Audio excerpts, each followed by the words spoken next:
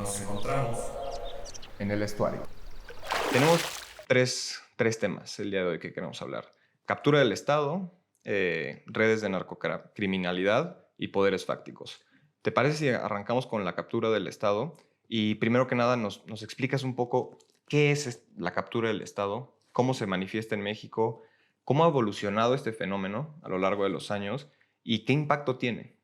Con mucho gusto, Adrián. Mira, este término de captura del Estado es un concepto que surgió hacia finales de los 90, principios de los 2000, y surge a partir de la paradoja que encuentran distintos especialistas respecto a lo que se esperaba que hubiera ocurrido, por ejemplo, en los antiguos países del bloque del Este, que al desmontarse la Unión Soviética, al tener una apertura hacia la democracia y el libre mercado, pues esperaba que fueran a alcanzar una condición pues, de estabilidad, de democracia, de un mercado efectivamente libre, y que lo que se encontró era una situación pues, que no se acercaba del todo a esa definición, que lo que tú veías más bien era antiguos grupos de funcionarios públicos o funcionarios aún todavía en el cargo, que se vinculaban con empresarios y que a veces, digamos, eventualmente podían también participar en actividades ilegales, pero que de suyo, por ejemplo, utilizaban esa vinculación entre actores políticos y actores empresariales para desviar el funcionamiento normal del Estado y beneficiar de manera pues directa sus intereses particulares, no un interés público. Eventualmente, eso, por ejemplo, se veía reflejado en las condiciones de competencia económica, porque pues, eran ese tipo de grupos asociados de esa manera los que se beneficiaban de pues, la captación, por ejemplo, de empresas que estaban siendo privatizadas, etcétera, ¿no? Entonces, ese concepto ha sido utilizado en Colombia, en algunos casos en México también, para analizar pues, el tipo de interacciones justamente que podrían tener alguna semejanza con este tipo de proceso que estoy describiendo. Hay un punto interesante a considerar porque depende mucho de la forma que tú teorices el Estado, si puede ser capturado o no, ¿no? Claro. Es decir, si tú concibes, como lo hacen la mayor parte de concepciones teóricas más usadas respecto al Estado, que esta es una entidad esencialmente positiva, que esta es una entidad que en términos generales persigue un bien común, bueno, pues tiene un propósito manifiesto que entonces es desvinculado o desviado de su función original. Sin embargo, si tú, por ejemplo, partes de otro tipo de concepciones del Estado, ¿no?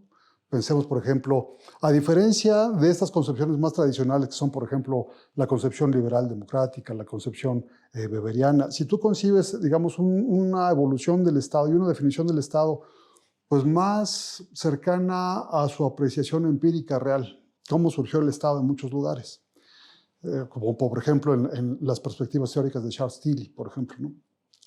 Desde esa perspectiva, lo que te muestra es que el Estado se logró como resultado de una actividad violenta de grupos específicos que lograron establecer esa hegemonía de facto sobre un territorio, pero que no necesariamente tuvo desde un principio una finalidad de bien público, ni que tampoco necesariamente fue legítima, fue una situación de facto, ¿no?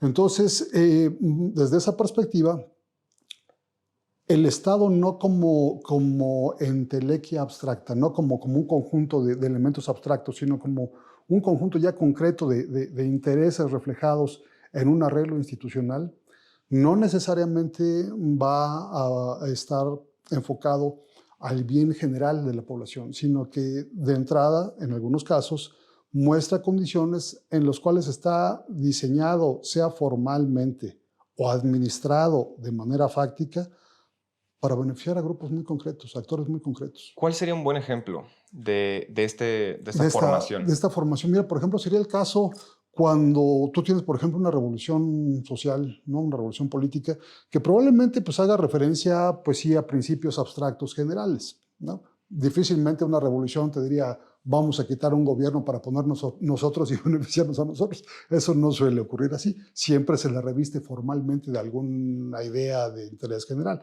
Pero en los hechos, por ejemplo, y eso es justamente lo ilustrativo en el caso mexicano, Cuando uno ve de manera concreta cómo fue el resultado de la Revolución Mexicana, pues fue un grupo que logró, digamos, primar por encima de los otros, que sí formalmente tenía un proyecto constitucional, pero que en los hechos, una vez ya constituido en el poder, pues sobre todo enfatizó de manera, digamos, comparativa la idea de pues, privilegiar sus propios intereses, ¿no? De privilegiar sus propios intereses. Entonces, tú, cuando tienes una condición así, algunos de esos actores están en condiciones de definir aspectos fundamentales de cómo funcionan las instituciones, de cómo se administran las instituciones. Entonces, por ejemplo, cuando tienes, ¿qué es una institución? Una institución, pues es un conjunto de normas, de aparatos burocráticos que administran, las normas definen y el aparato burocrático administra, digamos, un conjunto de reglamentaciones respecto a la vida social, la vida pública, la vida comunitaria, ¿no? Entonces, cuando se trata, por ejemplo, del aparato que define y administra lo legal a diferencia de lo ilegal y penaliza a través de sanciones del Estado a aquellos que lo infringen, pues es el aparato penal. Entonces, varias instituciones, desde leyes hasta instituciones como las fiscalías, como los juzgados, como las policías, forman parte de un circuito institucional que regula esa actividad. Entonces, ese tipo de actores, de alguna forma, en un primer momento que va surgiendo, digamos, esa estructura de poder después de ese gran recambio de recursos sociales disponibles que implica una revolución, por ejemplo, están en condiciones de beneficiarse paralelamente y comparativamente más de lo que es el resto de la población. Entonces, cuando ese tipo de actores tienen intereses también ilegales, configuran circuitos institucionales de tal suerte que logran, digamos, una impunidad selectiva para quienes son sus asociados dentro de ese tipo de actividades ilegales, que son de muy diverso tipo. Puede ser contrabando, puede ser tráfico de drogas, puede ser trata de personas, puede ser un amplio espectro, ¿no? Y les brindan impunidad selectiva.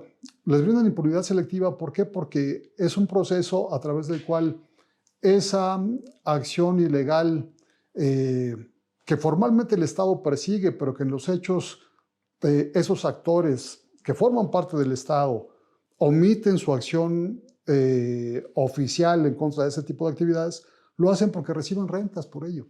Es decir, no es por una práctica institucional formal, sino una forma de obtener, digamos, una ganancia ilegal. Y al obtener esa ganancia ilegal, pues acumulan más poder político, porque pues, de alguna forma, digamos, también logran primar por encima de sus posibles rivales, se consolidan en la estructura de poder, y al mismo tiempo, pues esas ganancias, pues no son, digamos, solamente acumuladas con una lógica de tesoro, ¿no? Sino que son invertidas en la propia economía legal.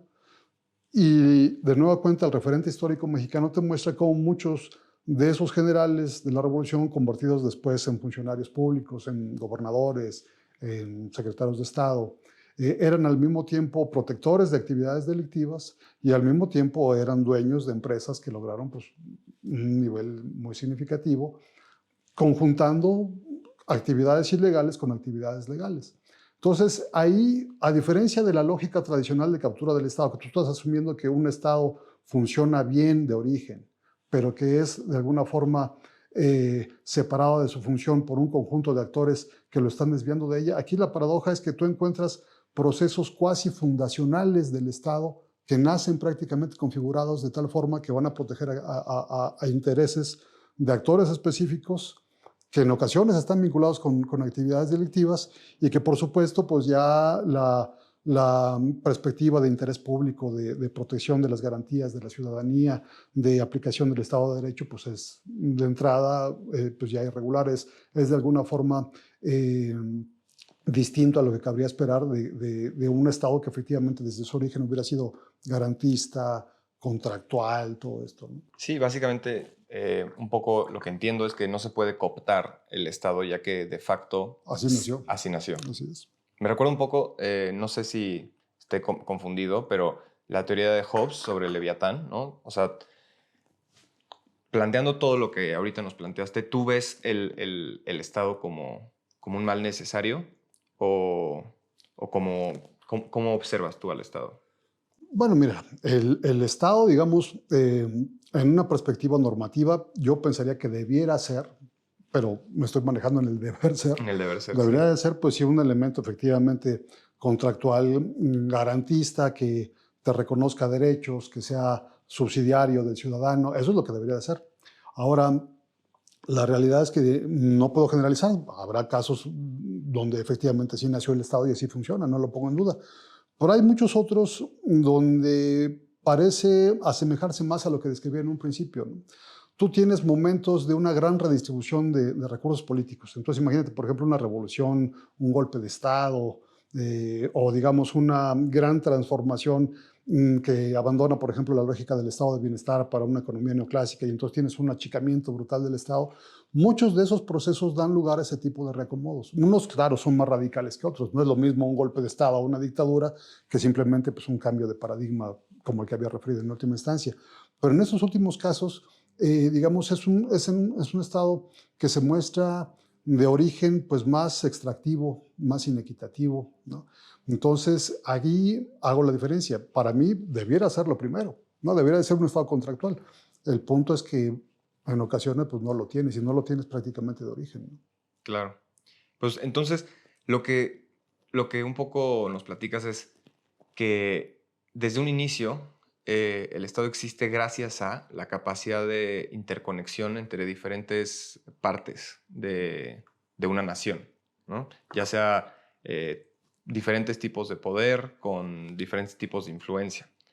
Estas redes, que es parte de lo que hablas bastante, ¿cómo las definirías? ¿Qué son exactamente las redes de poder y por qué son tan relevantes en el contexto mexicano? Esas redes de poder son aquellos actores que efectivamente llevaron a cabo esa empresa, digamos, violenta, que se constituyen pues como el núcleo real del Estado, es decir, más allá de las instituciones y las normas, pues las normas no se definen solas, las instituciones tampoco se administran solas. Tienes, digamos, un conjunto de actores que, pues más allá de lo que te diga, por ejemplo, la perspectiva pluralista pensada en determinado tipo de sociedad y en determinado tipo de contexto, la realidad es que en otros muchos lugares no tienes esos múltiples polos de poder realmente equilibrándose. En México no los tuviste. En México, con el resultado de esa revolución, lo que tuviste fue, pues sí, digamos, un conjunto de actores que para todo efecto práctico, pues prácticamente monopolizaron el poder para sí, ¿no? Y que una vez que lograron zanjar sus propias diferencias y dejaron de tenerlas en términos violentos, pues le dieron, digamos, un contexto de estabilidad al país, pero que no era ciertamente una estabilidad ni democrática ni pluralista, ¿no? Era excluyente. Entonces, esos actores que están en condiciones de pues, designar a sus sucesores, de nombrar a los individuos que van digamos, administrar las partes sustantivas del Estado, las altas jerarquías, porque además esto pues, es una cuestión vertical, una administración pública generalmente siempre es más o menos vertical, que están además en condiciones, por ejemplo, a través del control legislativo que pueden tener, definir qué se penaliza, qué no, con qué gravedad se penaliza. Pensemos, por ejemplo, en el caso de lavado de dinero. Durante mucho tiempo en México la cuestión del lavado de dinero no era considerado delito grave, por ejemplo, ¿no? Entonces, o prácticas semejantes no estaban incluso incluidas, por ejemplo, en la legislación formal, ¿no? Entonces, este tipo de actores que te definen de manera central ese tipo de prácticas, ese tipo de condiciones, y que están además en condiciones de garantizar, por ejemplo, esas condiciones de impunidad, pues son esas redes de poder. ¿Y cómo te garantizan esas redes de impunidad? Pues son los que están en condiciones de nombrar fiscales, ¿no? De manera fáctica. Son los que están en condiciones de nombrar jueces, magistrados. Esa fue la historia del país, ¿no? Entonces, a través de ello, se logra un tipo de impunidad que va a ser focalizada sobre aquellos actores que la propia red de poder tiene afinidad con ellos, está, digamos, vinculada con ellos, que no implica tampoco necesariamente en un primer momento no implica necesariamente una impunidad generalizada. Paradójicamente, al mismo tiempo que hay una impunidad selectiva sobre actores sustantivos, nunca los encuentran, los casos se les caen, las investigaciones nunca tienen suficiente evidencia, los juzgadores los liberan, los amparan. En otro caso tienes paradójicamente, una continua acción represiva contra otros actores que probablemente no están beneficiados de esa relación.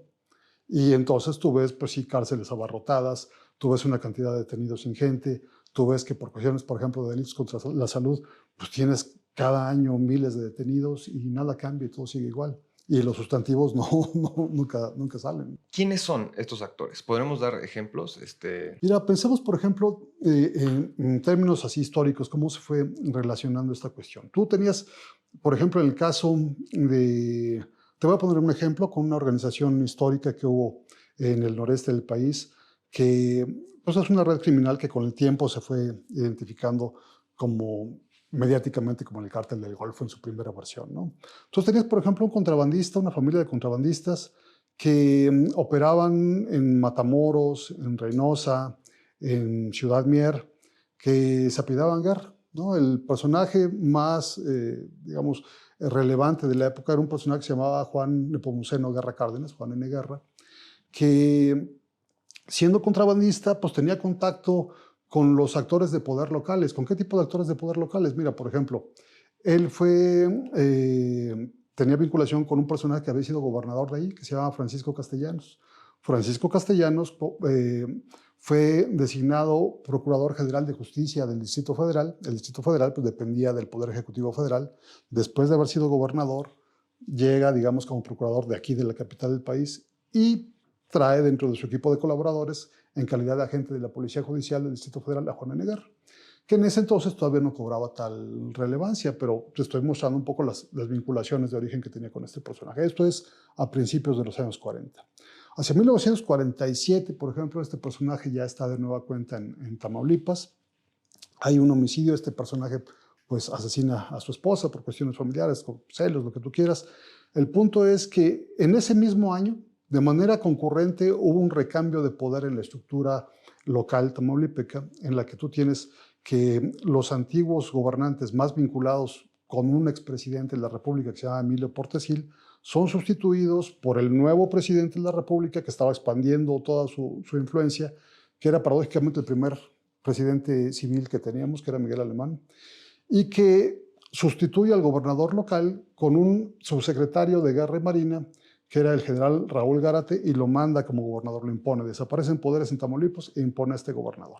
Entonces, esos hechos son concurrentes. Empieza, digamos, a haber notoriedad de este personaje, sin embargo, permanece impune a pesar de que asesinó con testigos a la vista a su propia esposa, y continúa en libertad y empieza a vincularse con esa estructura que se va conformando a nivel estatal, que no solamente es a nivel estatal, porque varios de estos personajes tienen una conexión directa con la presidencia de la República de la época. Por ejemplo, un hecho muy significativo es que en ese mismo periodo presidencial se empiezan a nombrar a los jefes aduanales, a los administradores de las aduanas directamente por el presidente de la República, Miguel Alemán, a pesar de que son cargos comparativamente menores. No estás hablando ni siquiera de directores generales de algún organismo, son funcionarios menores. La razón es que pues, hay una expectativa de ganancia a través del control de las aduanas. A través del control de las aduanas pasa el contrabando. Y estos eran los contrabandistas más significativos que tú después, años después, lo vas a ver de manera estrecha vinculado a actores que tenían formalmente la función de perseguir ese tipo de delito. De exgobernadores, aparece socializando con ellos en sus cumpleaños, que además eran gobernadores que habían sido, por ejemplo, que eran generales de división del ejército, por ejemplo, ¿no? Con gente encargada, por ejemplo, del resguardo aduanal, que son personajes que tienen funciones incompatibles con el hecho de que estén, digamos, es imposible que no conozcan quién es ese personaje que alcanzó fama pública, que es sabido, que es contrabandista, que su función es justamente luchar en contra del contrabando y están socializando con él. Entonces, al paso del tiempo, esas redes que empezaron como contrabando se transforman a tráfico de drogas. Y entonces tú vas a ver una condición semejante en la que tú vas a encontrar a esos personajes vinculados con comandantes de Policía Judicial Federal, con comandantes de Policía Judicial Estatal, con militares, los vas a ver, digamos, vinculado también con delegados de la Procuraduría. Es decir, a lo largo de todo ese tiempo, esos son referentes que te muestran esa impunidad selectiva. Es decir, son personajes que, por una parte, ni siquiera se les giraba orden de captura, por ejemplo, a pesar de que había múltiples referencias públicas de su participación en hechos delictivos y, por el contrario, mantenían, digamos, esa estrecha vinculación con personajes que alcanzaron gubernaturas, con personajes que tenían, digamos, altas jerarquías de responsabilidad en las instituciones que justamente estarían encargadas de perseguirles, ¿no? Entonces, es un ejemplo de cómo se estrechan ese tipo de redes y lo que te muestran, por ejemplo, los documentos de la antigua Dirección Federal de Seguridad, por ejemplo, ahora ya presentes en el Archivo General de la Nación y libres de consulta pública, es como, por ejemplo, este actor, pues, daba, digamos, pues, dinero, por ejemplo, a personajes que aspiraban a un cargo público y que tú sabes que, por ejemplo, en la lógica de las antiguas campañas, pues eran también necesarios recursos, porque pues había múltiples prácticas clientelares que necesitaban por regalar cosas y todo lo demás. Bueno, pues estos tipos también financiaban ese tipo de proyectos, ¿no? Entonces, son elementos que te muestran, por ejemplo, cómo se daban ese tipo de relaciones de vinculación, que hay que decirlo con realidad, digamos, en este tipo de cuestiones, como son de delincuencia organizada, son generalmente indiciales. Tú buscas y rastreas indicios. Como investigador académico, pues no es tu tarea ni tu función, ni tienes las posibilidades de buscar elementos para algún tipo de imputación legal, pues no, de tipo penal, por ejemplo. ¿Por qué? Porque no tienes esas condiciones, no tienes esos instrumentos. Pero lo que sí te muestran es, por ejemplo, pues la continuidad de relaciones semejantes que además se convalidan cuando en algunos casos encuentras, por ejemplo, sentencias judiciales en circuitos institucionales que no están controlados por esas redes. Es decir, en México difícilmente te los vas a encontrar. Pero cuando tú ves, por ejemplo, algunos casos de algunos de esos personajes que han sido detenidos en Estados Unidos, las relaciones que tenían son ventiladas, por ejemplo, en el aparato judicial estadounidense y han valido condenas de sentencia, valga la redundancia, condenatoria contra actores específicos, ¿no? Entonces, eso mismo te muestra que en otro tipo de circuitos institucionales donde no tienen influencia, pues esas relaciones sí son puestas de manifiesto, son investigadas y son procesadas judicialmente. En cambio aquí, donde mantienen tanto poder, no, ¿no? Claro, es imposible.